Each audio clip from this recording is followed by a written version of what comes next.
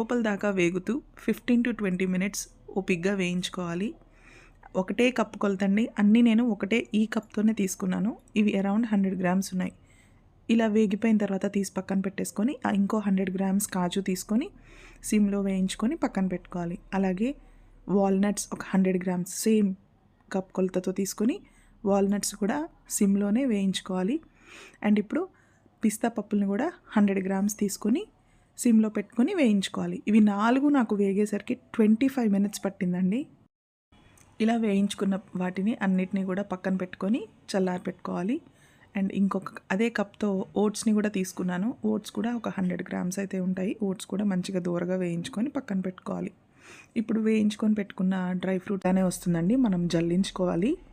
ఇప్పుడు అదే కప్ కొలతతో మనం పటిక బెల్లం అయితే తీసుకున్నాము. ఈ పటిక బెల్లం ప్లేస్లో జాగరీ పౌడర్ని కూడా తీసుకోవచ్చు.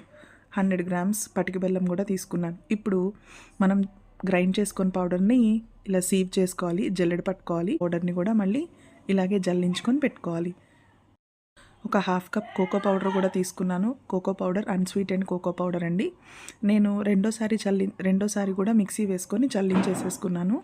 ఇప్పుడు ఇవన్నీ కూడా మంచి మిక్స్ ఇచ్చేసుకోవాలి. మంచిగా మొత్తం కలిసి